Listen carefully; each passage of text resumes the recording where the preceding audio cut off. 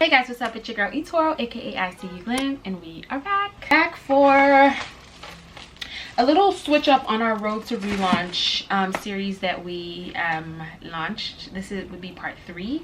I'm gonna do a little bit more of a day in my life / chit chat. There's some things that are going on that I kind of want to talk to y'all about, business related.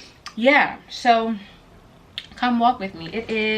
What's today? It is Monday, June 15th, and I am just, it's 1 o'clock in the afternoon. I am getting things together for packages to go to the post office. I'm shipping out orders today. I'm gonna go check my PO box. I kind of am just doing a day in my life because I've reached the stage of my relaunch where things are just kind of like, I'm like kind of in waiting mode. So I am literally waiting. Everything is in production. My lipsticks are in production, my lip liners are in production, glosses are on the way.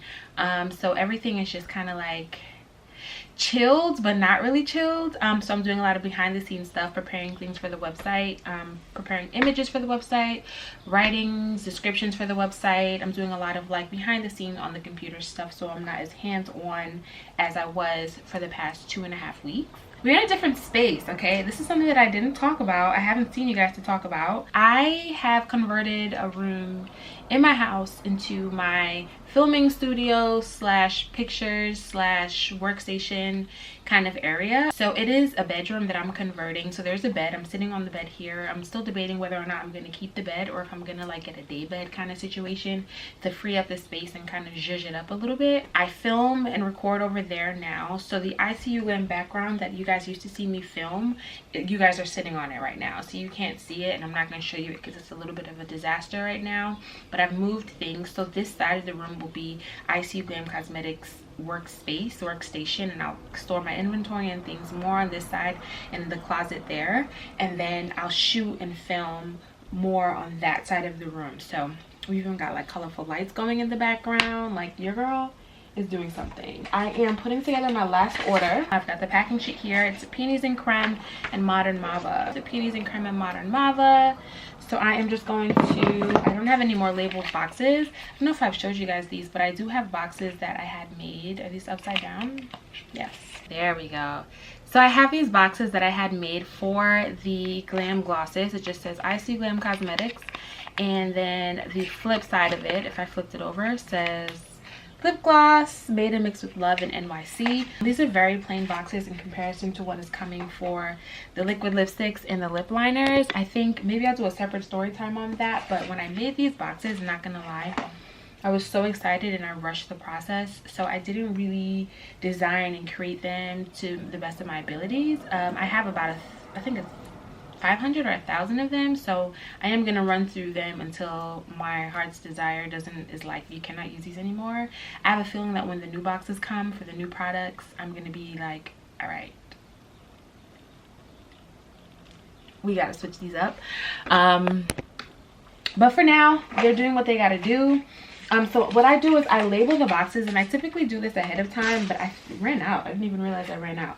I label the boxes on the bottom with the shade names before I send them out. So that's what I'm gonna do.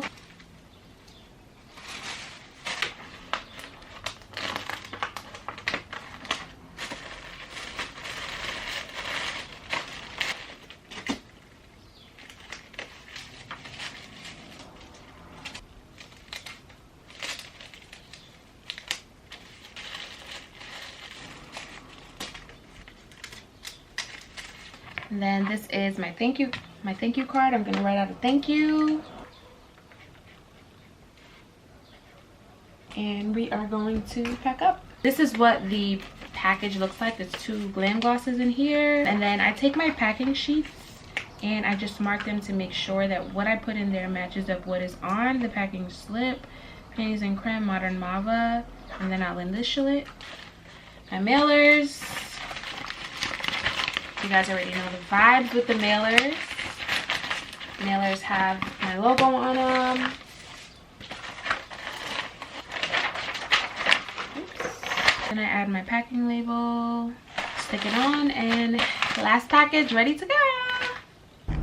So guys, so far I've gone to the post office and gone to Target and haven't brought y'all in because like I'm in New York, and New York is still very much in pandemic mode. So But I am pulling up to H Mart now, so let's see what happens. Let's see. I've actually come into a different H Mart. So I have 2 H Marts in my town, kinda. And they're literally on the same road, but like one is just all the way down this very long road, and this one I'm coming to is actually closer to where I live, but I just never come to this one because I really don't know why. Yeah, I don't like switching up my H Marts because like when you shop at a supermarket, right, you get familiar with your specific supermarket, you know where things are and stuff like that. So I'm finna go up in this H Mart like but I believe they kind of they make the setups the same, so it should be fine. Let's see if I can bring y'all in. I just don't know, it's just really hard to be like pandemic friendly and not touching everything and vlogging in stores,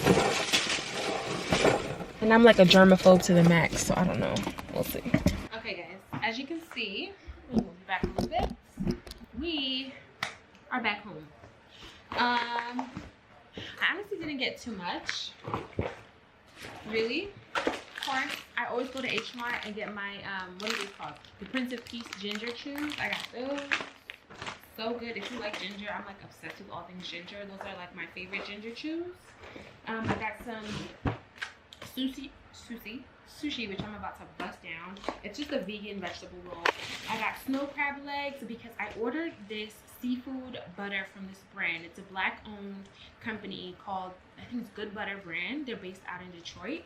Ordered like 2 bottles of their seafood gold butter that is, everyone says it is delicious, so I had to try it for myself. It hasn't come yet, but I am expecting it to come this week. It has been shipped, so it should be here any day now. So I got some seafood to prep myself for that. So when the butter comes, we might do a little very mini little crab boil. Not even a full seafood boil, a crab boil. So I got like 2 pounds of crab legs here, frozen. Salmon fillets. I'm gonna use this for my lunch for the week, maybe for like salads and things. I already know I got my ramen. I had to re-up on my ramen 6-pack. And this is my favorite ramen. It's a spicy seafood flavor. There it is. Screenshot that. And I got a bunch of fruits for my juicing. I got beets, a whole load of lemons because I literally use lemon for everything. Lemon, some more ginger because who doesn't love ginger? And then I got 2 bags of gala apples. I got some honey pot products for the very first time. I'm very excited to try them. I was surprised my Target even had them because they're always sold out. I will say they had very few, but they had a little something. So I got the overnight herbal pads. And then I got the everyday herbal liners. And then I got 2 boxes of the 100% organic regular tampons, unscented. I'm excited to try those. I'm very hungry. I'm gonna eat this. And then I'll meet you guys upstairs. Hey guys, so I just wanted to quickly have a little chat with you guys about something that is super important. So as we are continuing our entrepreneur life series and our business, we're in business mode, something came up, I guess if you call it in pop culture, that I think is very relevant and is a very teachable moment for a lot of us. So for those of you who are or are not familiar, I'm talking about our girl B Simone. B Simone, if you don't know who B Simone is, I don't even really know how to explain her. She is, I guess, a personality slash comedian slash brand slash beauty business entrepreneur, boss babe owner. We're gonna focus on B Simone Beauty the entrepreneur. And long story short, under her time as entrepreneur, B Simone released this book. It's like a manifestation workbook, The Power of Manifestation, because B Simone has really built her brand on this idea that you can literally manifest the life that you want. You can manifest whatever it is that you want, however you want to live, whatever you want to be, wherever you want to be, you can manifest it. So she developed, created, wrote, sold out this Power of Manifestation workbook, where she claimed she wrote the book and the book had excerpts from her own personal journal, and it's literally like taking you step by step how she did what she did to help you do what you want to do with your life. Which the idea is fabulous, and I love the idea. Let me start this off by saying I am a B Simone fan.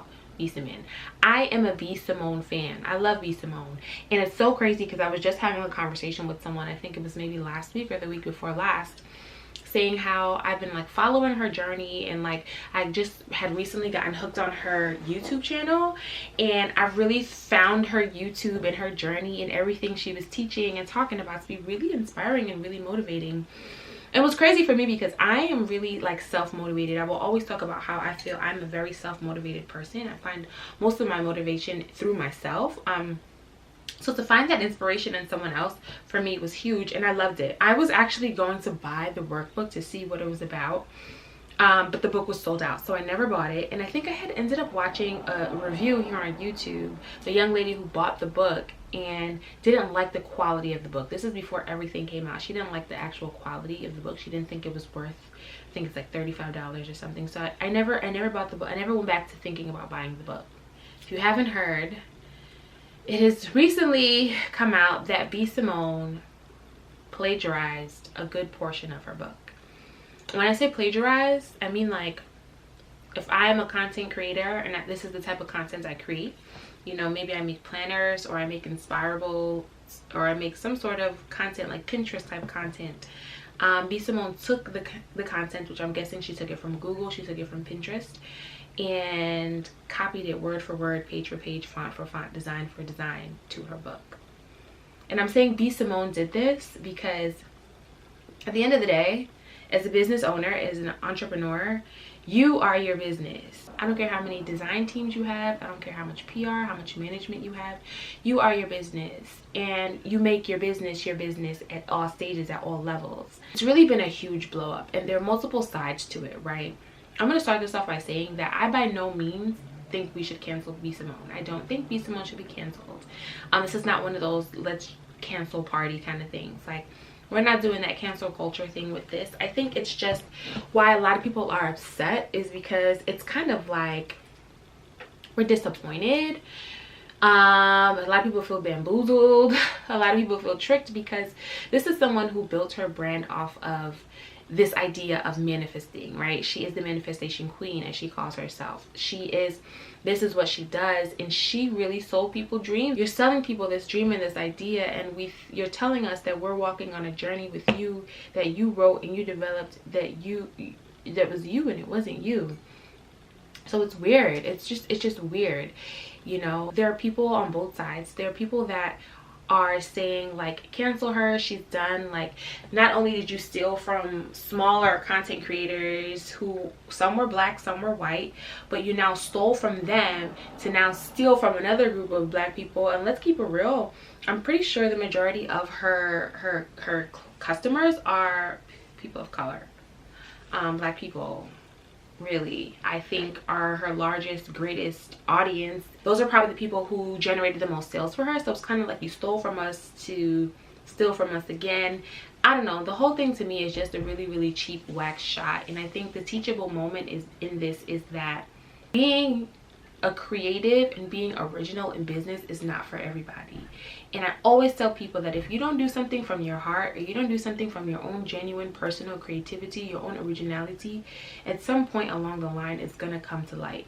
It's just always going to come to light. And it's not easy. It's not an easy thing to do. And I think this is what the hardest part of business is, because I really do think that when it comes to starting your own business and having your own thing, the actual actions of doing like making the product, developing the product, it's not easy, but it's not hard. It's not like, it's something that you can definitely research and read and do and figure out the process. Like the processes that have been done before that just take hard work, I don't think are necessarily hard. I think the hardest part of having your own business or starting your own thing is being original and being creative.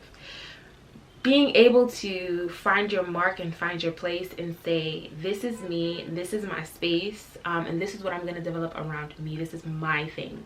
It's so easy to see somebody else's thing and take it and develop it as your own. I'm not saying you shouldn't be inspired, but truly being original is a hard thing to do. And I think in this moment, this is like a reminder for all of us that no matter how big you are, no matter how small you are, you can fall subject to lack of creativity and lack of originality. Just because someone is big or has a big business doesn't mean they're not stealing and thieving from other small creators. It doesn't mean that having a big business doesn't make you original. How about that? Having a big business does not make you original. Look at Fashion Nova. Look at the Kardashians. Having a big business does not make you original. Having a big business really shows that you have influence, or maybe you work really hard, but having a big business does not make you original. And I think that is the thing that people often forget. Being able to create a successful business and be original, not many brands do that. Not many people are able to do that. And I think where B. Simone really dropped the ball was that she centered her entire brand around this idea of manifestation and this idea that she works so damn hard and she does this and she does that, which I am not taking away from her. I'm sure she's a hardworking woman, but it's just kind of sad. I don't know. I don't really know. And then there are people that are saying like, why is it that when a black woman makes a mistake, we're so quick to jump down her throats? Like the Kardashians steal from people every day and y'all still support them and this and that. And she's a pretty much saying like, because she's a black woman, we should just let her slide, or we should cut her some slack. And I think that's the poorest mentality to have. Like, this is not a black or white issue. This is not a black girl made a mistake or a white girl made a mistake. I don't care if she's black, white, yellow, Puerto Rican, Chinese, purple. I don't care what she is. It's fraudulent, and right is right and wrong is wrong. Plagiarism is never cool, especially as a business owner, as someone who puts my blood, sweat, and tears into my ideas and my brand and everything. If another woman, another business owner came and swiped my hard work and swiped my idea and passed it on as their own, I don't care if they were black, I don't care if they were orange, it's not gonna fly. It's such a cheap mentality to have. Like, we have to get out of this mentality that because we're black we should let each other do things that are right or wrong. Like, no, if you're my brother or my sister and I see you doing something wrong and I don't hold you accountable for it, I'm also wrong.